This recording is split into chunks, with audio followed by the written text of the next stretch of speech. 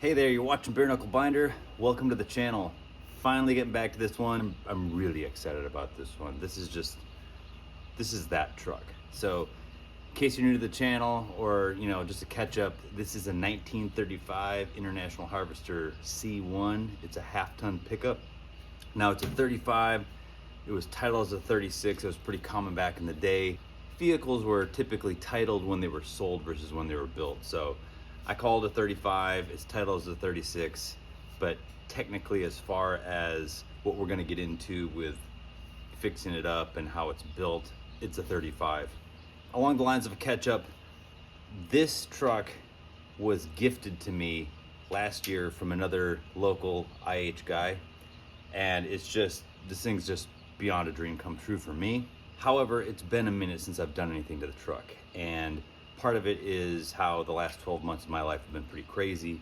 And also, I don't want to do anything really off camera because this one is so cool. I really want to take you all along on everything I'm doing on it. Now, with the last year being crazy, several months have elapsed since the first clip of this video, just a few seconds ago.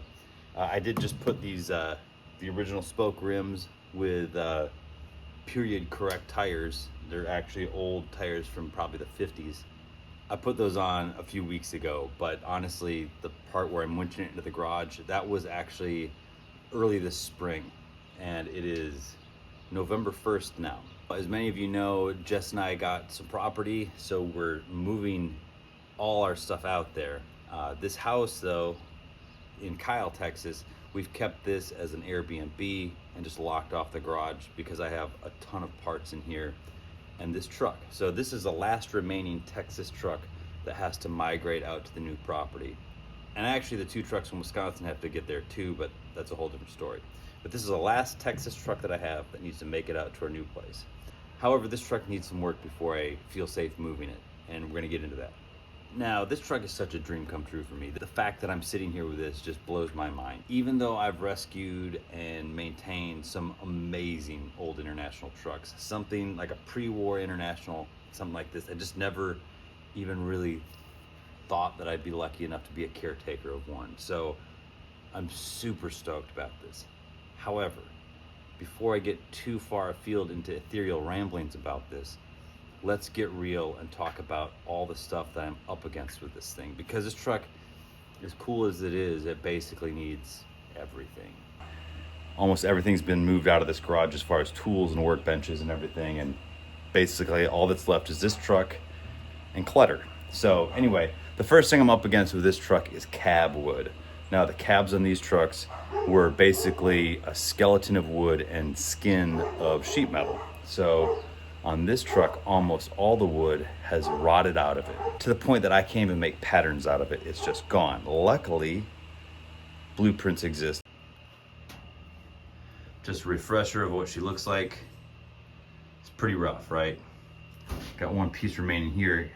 I've got a witness mark of a piece running down the center, which I haven't seen in any blueprints of these trucks. So that's interesting. We'll get into that.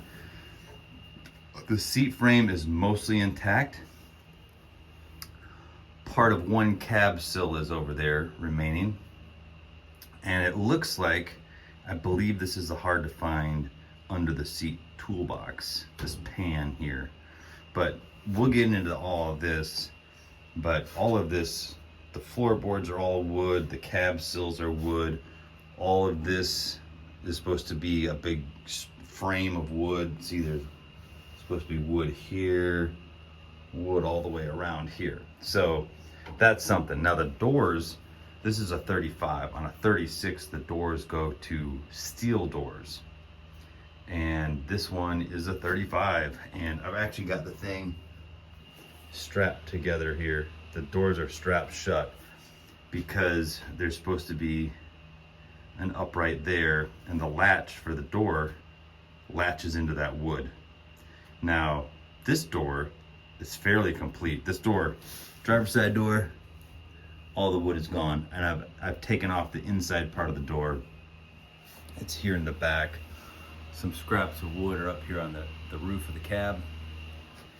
But this door is almost complete. The bottom piece of the door is kind of rotted out, but I don't want to start with the doors because they latch to the cab, and this cab sits on these sills. These sills, there's two big kind of rounded, sort of like a triangle, I guess, pieces that go underneath the cab, and everything else is kind of built on that frame. So it comes up to these uprights. The uprights hold up the cab. So as it is now, the cab is this sheet metal sitting on the frame of the truck. And this is why I don't really want to move the truck until I have the support of the actual frame of the cab. So there's that. Another big challenge I got is the radiator. The radiator sat for several decades at least with no radiator cap on it, and mice got in it and stuffed it full of walnuts and just nests and debris. So in a previous video, I took the whole radiator apart. I desoldered everything, broke it all down to pieces, and cleaned it all out. So that thing, I have to braze the lower spout of the radiator. There's some rust holes in the cast, and then I have to resolder the whole thing and put it back together. So that's where I am with the radiator. But one cool thing is that radiator caps, the original radiator caps on these, are extremely hard to find. They're impossible to find. If it didn't come with a truck, good luck finding one. And for a reasonable price, also good luck. However, something really cool came about with that when I got my 49 KB2, featured in a few previous videos, my 1949 KB2 Olive. The truck came with an oversized fuel cap, and it was really cool, but it didn't lock. And then when the economy went weird in 2008 and gas went way up, I got a locking gas cap, and I put that oversized cap in a box and forgot about it. And since then, I stopped using the locking cap because it was just a pain, and I started using more of a period correct, like the actual cap that's supposed to have. Now, that oversized cap, this is a non-pressurized radiator system in here, and that cap actually fits the radiator neck, and it looks really good. Look at that thing. So this is not the original, obviously, but it's correct. There actually isn't a radiator in there right now. Look at that, motor without a head. But I've held the top tank of the radiator up here into the spout. It just grabs it. If I have to, I can cut this off and extend it by like a 1/4 inch so it sits perfectly on there. But this is not critical, but this is too cool not to show you. So I'm excited about that. All right, so speaking of the headless motor, so this is not the original motor, but this is the motor that came in the truck when I got it. And this motor was full, and it still is pretty full of nuts and crap. Besides not having a radiator cap, it didn't have a thermostat. So the mice went down into the head. The head is all pretty much cleaned out and in storage now. And I was gonna put the head back on here, and I found cracks in between and into 2 cylinders. So this block is basically junk. It could be fixed, but it's really not worth it. And I found an original motor for this truck. More on that in a minute. Another big messy challenge with this truck is the original gas tank. Thank God it was in it. I'd love to have the original gas tank. I have it. It was really dented up. It had leaks, rust through. And so to really tackle it, I had to cut it in half so I could get the dents from the inside. So now I have to fix the leaks. I really haven't done anything since then. I did it a chemical bath. I cut it in half, assessed the damage, found the baffle was pretty much disintegrated. So I have to make a new baffle. I have to patch the leaks. I have to go through and weld the whole thing together. So there's that.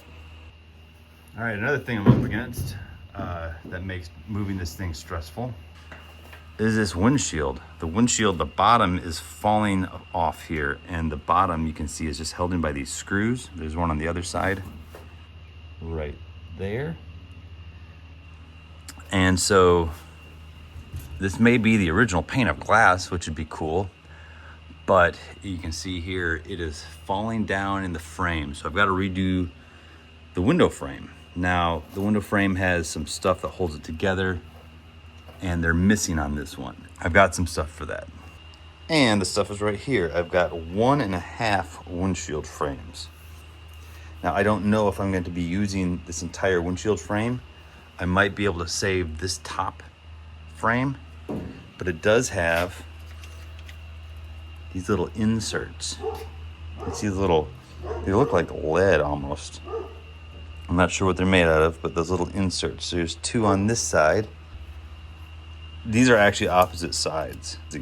These are 2 insides facing each other, and so these are opposite sides. So I don't think I have any on these ends. Oh, I do have one over there.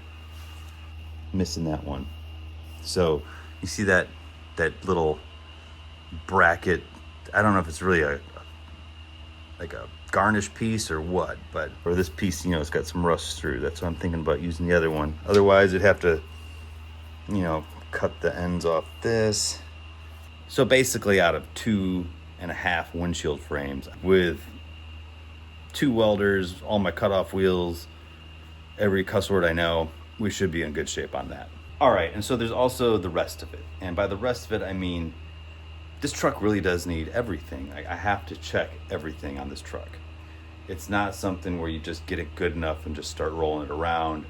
This is something that's cool enough that you got to really go through it. And by that, I mean, I've got to rewire the truck clearly. I don't know if the generator needs to be rebuilt. It came with the original generator, which is cool. That motor is a later motor. I guess I forgot to say this about the motor. The motor is a later motor, but it came with all the cool stuff on it. So I'll get into that when I get into the motor, but it came with the original accessories like the generator and stuff. So I know the starter's good because it turned the motor, but I've just got to go through everything. Really, we're talking about the odds and ends. I'm thinking of stuff like rewire the whole thing, make everything perfect. The gauges, I have to go through and rebuild all the gauges basically. I have to go through and open up the wheels, look at the brakes. This has mechanical brakes. I have to make sure they're good. They seem to work to a point. Look at the steering, see how loose and sloppy that is. I've got to figure out why the transmission feels looser than a prune-fed goose.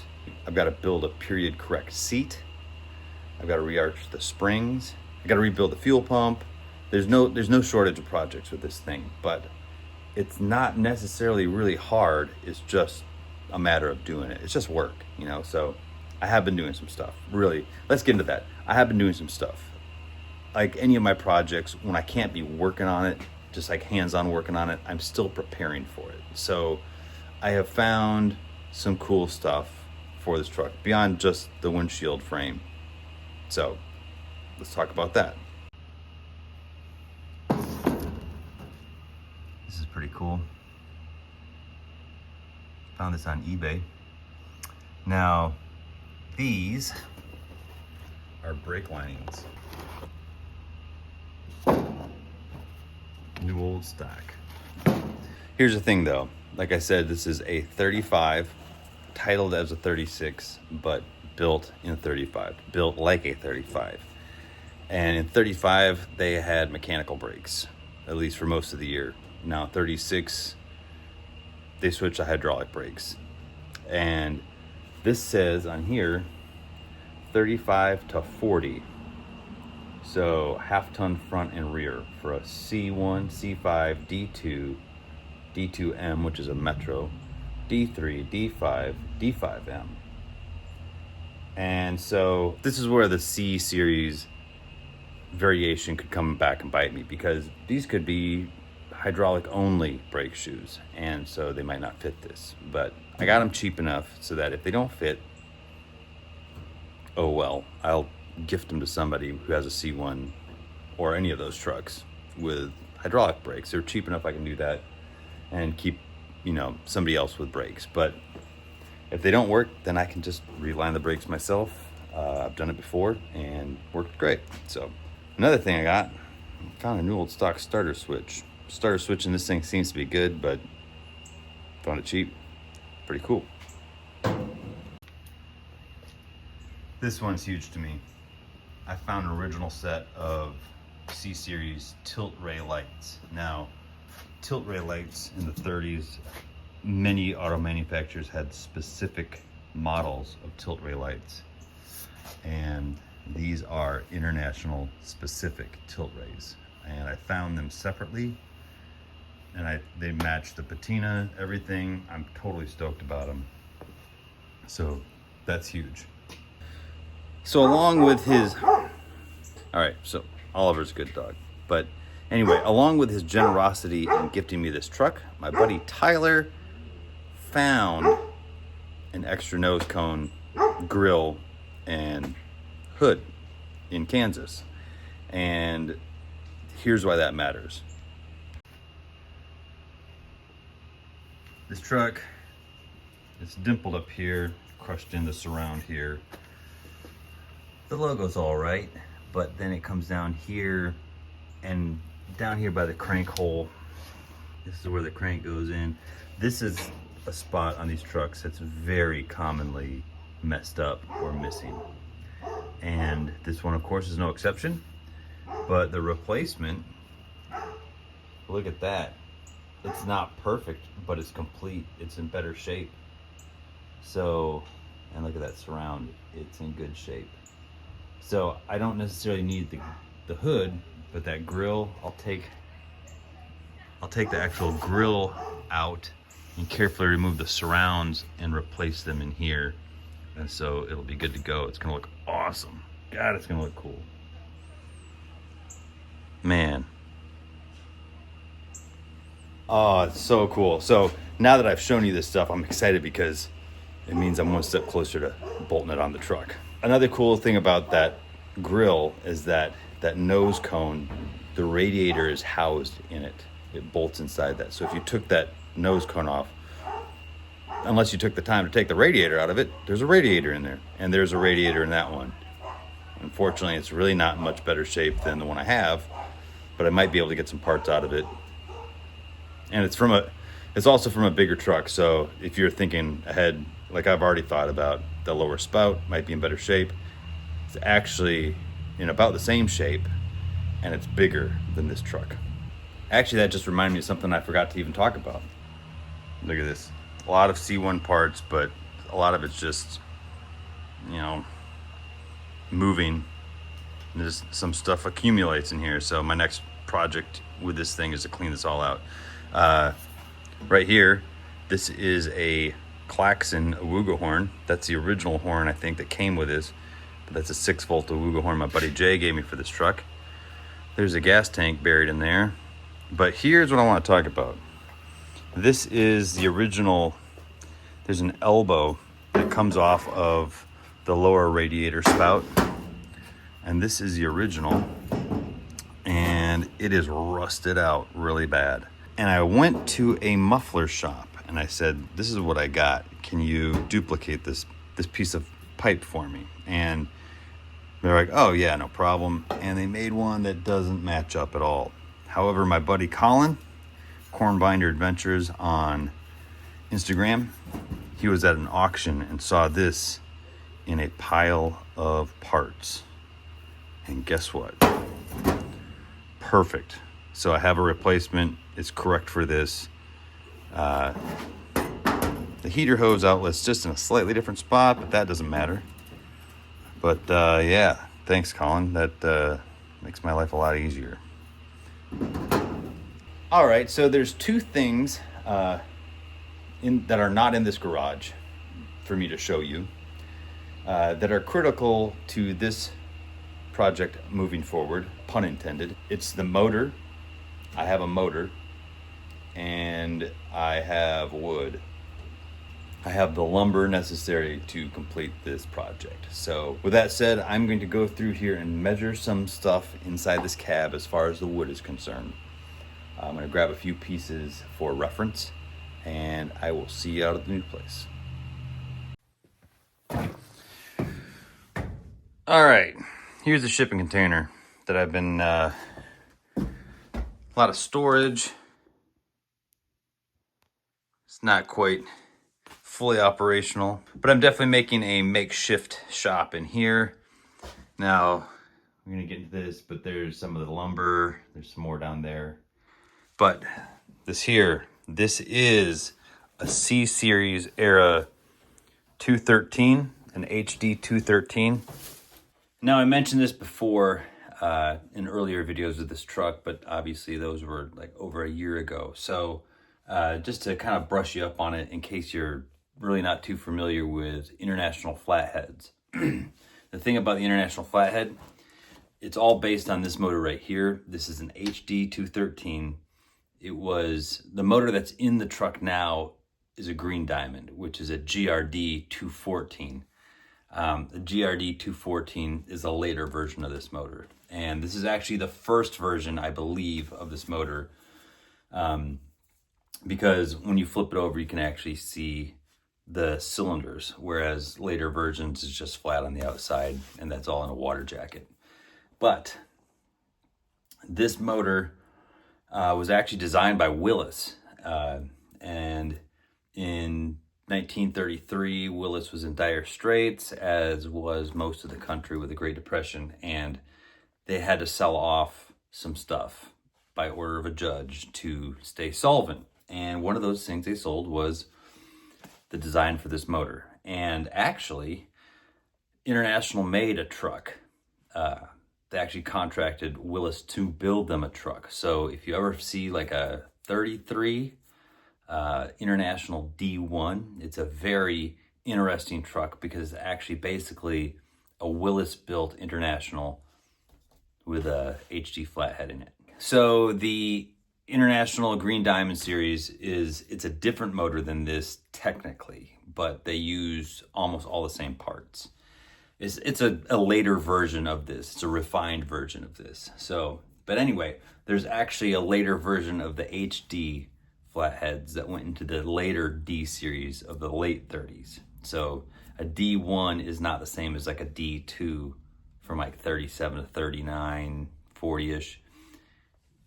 The D1 preceded the C series.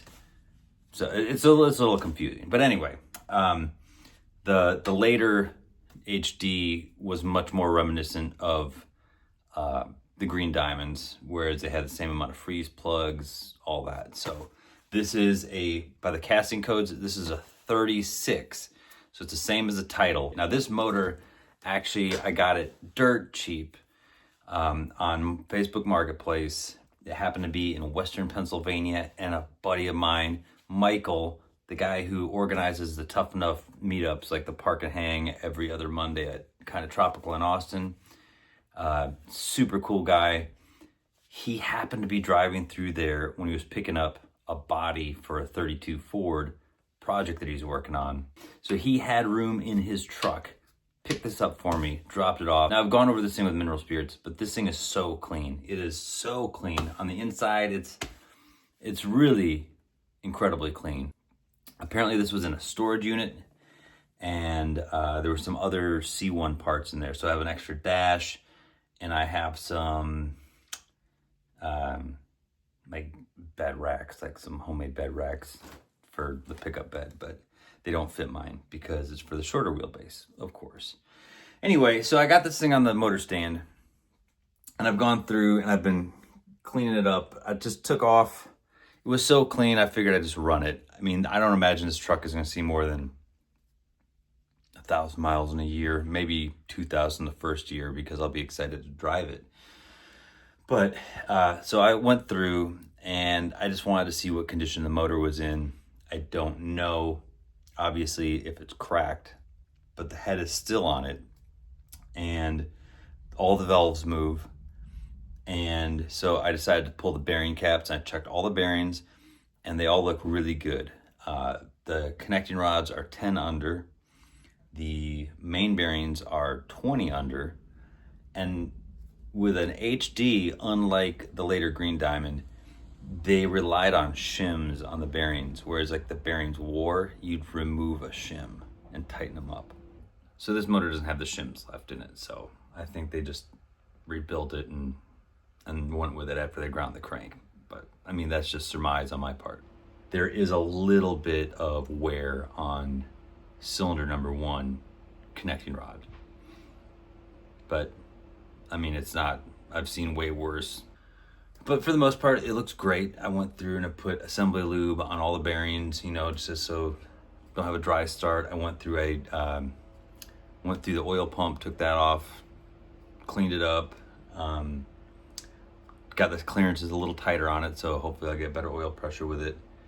Packed it full of Vaseline, and then I've been packing it full of like assembly grease, so it's a little thicker, so it's primed right away. The only thing I really have left to do on the bottom side of this is to put the oil pickup on it and then put cotter pins in the connecting rod bearing nuts, and then the main bearings take safety wire, so I have to go through and safety wire those up. But other than that, it seems to be pretty good, so I'm excited about it. The flywheel that was in this thing, the ring gear is pretty chewed up, but the clutch looks brand new. It looks like somebody put a clutch in this thing at some point before they stopped driving it.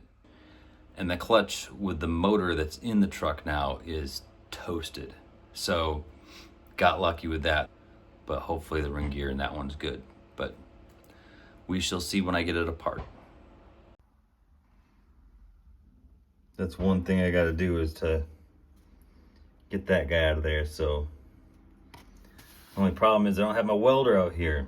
I'm gonna have to haul this motor into the old house where the welder still is, weld a nut on there and get that thing out of there. But other than that, she's pretty much almost ready to reassemble. So all right, now as far as lumber is concerned, I've got a lot of cherry wood from back home in Wisconsin. I made a video about putting a flatbed on my M5H6, and the wood that I used was from a tree that I dropped on my parents' property. It was a black oak, and our family friend Tad milled it. Now, like I said in that video, Tad passed away. And so his son and I, Greg, are good friends, and he had all this extra cherry wood that Tad had milled at some point in years past. So I've got all this cherry wood. Some of it's kind of warpy McGee, but I've got a planer, so we'll make the best of it. But I've also got oak. When I was up in Wisconsin last, I grabbed a big oak beam, and Greg and I milled it down, and so now I can hopefully I've got enough stuff to get this cab done. If I'm missing something, you know, it hopefully won't be that big of a deal, but I've got a lot of stuff that I can hopefully get it pretty much knocked out. So anyway, that said, my number one priority right now, the thing I have to do the most, is to start planing wood and getting it down to square and getting it within spec of where the pieces need to be. So, and how do I know that? Well, let me show you. Oh, hey, look at that. I just grew a bunch of facial hair in a split second. No, actually, months have gone by again, and I'm trying to get this video finished. And so I'm picking up where I left off, talking about the cab wood, talking about the blueprints. So there's a Facebook page called 34 to 37, I think, International C Series or something. I'll put a screenshot right there. And on there, a guy named Ron Smith from Iowa went through and painstakingly made designs for the cab wood. Now, the problem with doing something like that is that there are many variations. In the time that, and I've said this before, in the time that International introduced the C Series in 34, until I guess it ended in 37, 36, there are so many variations of the cab wood, even in 36 going to steel doors, so you didn't have to do all the wood of the doors. It's just a lot. And not all the designs are in the blueprint. There's stuff that I found, like with my truck, that is just, you know, there's pieces that are there that aren't in the blueprints, and, you know, some that aren't. The only ones that I haven't been able to find in all of these blueprints are the door sills, like not on the door, but the part that goes, the upright that's as the cab curves around. Anyway, let me show you some of these blueprints. All right, so I printed up these. This is just a rough sketch of how the door pieces go. This packet is the doors. I printed them up They should be printed on 1117, but I couldn't make it down to Kinko's or whatever the heck it's called now. So it goes through and it has these measurements. Now, let's get into other stuff here. This is the left door. It's basically a mirror image. What do you know? More left door, LD, left door. Okay, so here I made some notes about stuff. Cab wood key 1. Here's one where I didn't write on it. Key 2. So how you're looking at it, this is the back wall of the cab. This is where the seat is, floorboards, toe boards. So you basically have to go through these. Let's see how much I have printed up. This is just, all right, so this is just the keys to it. But basically, we're gonna get into the cab wood a lot in the coming videos because I've got some parts done already just to see how it would fit and just make sure I was on the right path. So I've got some of those done, but also it's interesting how it's laid out because I think it's laid out for either CAD or just woodworking designs, like people who are used to doing a lot of woodworking. Now, I am not a master woodworker, but my grandfather was. And so I know enough to be a danger to myself and others, mostly myself, thank goodness. But I have enough tools and stuff around, you know, planer and all that stuff, bandsaws and whatever, that I can get this done. It doesn't have to be completely exact, but it does have to fit enough to keep the truck together. So anyway, we'll get into that, but I do have something to show you that has happened since I started filming this video. That's a pretty big development. Well, one pretty big development is that the HD213 is now all back together and ready to go into the truck. So I mentioned earlier in the video that we've been storing the C-1 at our place in Kyle, which we're also running as an Airbnb. And so, you know, it cuts down on the time I get to work on the truck. I might have mentioned that. But really it got to a point where I realized every time I'm ready to work on this truck, I'm basically going over there to work on the house in between guests. And so I got a wild hair and hauled the thing out here. So the C-1 is out here. Let's see here. I'll show you something.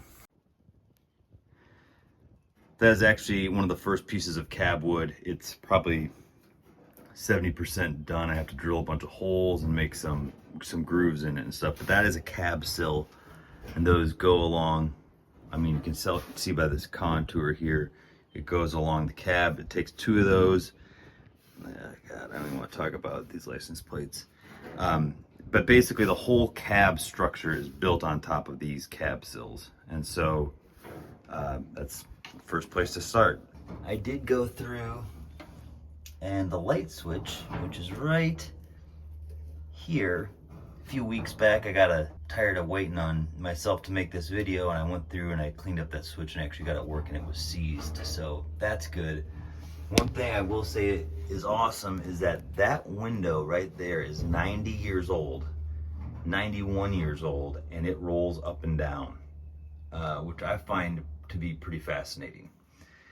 Anyway, all right, so I didn't really talk about this. I just realized as I was filming this, the cab blueprints, the wood blueprints. If you go to that Facebook page, there is a link there for them. I've downloaded them several times to my computer. And actually somebody reached out to me by email and said, like, you know, you've mentioned these things in videos, where do I get them? So I was actually able to email them to him directly. I don't really want to be the go-between on that stuff at this point. So what I'll do is I will put a link or some type of walkthrough, whatever I can do, in the video description for this video on how to find those files. All right, so anyway, I think that's a pretty good stretch of a video for this one. I'm sorry it's been so long, me getting back into making videos. Life keeps happening. And I'm gonna be really busy this year, moving stuff from Wisconsin to Texas. My mom is selling the old family place, and I need to get all my stuff out of there. I got 3 tractors, 2 huge trucks. So look forward to some cross-country stuff. But one thing that's also going on in the midst of all that is that I have been invited to speak at the Red Power Roundup this year in Huron, South Dakota. We'll be talking about Claudette, the 1952 International L122 Coleman 4x4. As far as we know, the prototype, the one of one. And the truck will be there with me. I'm driving it all the way up to South Dakota. So stay tuned for that. I believe the day of my talk will be Friday, June 26th at 9 a.m. So they've only got 5 featured speakers this year, and of which I am one. So anyway, hopefully I've got some more videos coming to you a lot sooner than this one did. Again, I apologize for the extremely long wait, but I've just been a-holes and elbows over here trying to keep my head above water. So anyway, talk to you soon. See you in the next video, and thanks for watching.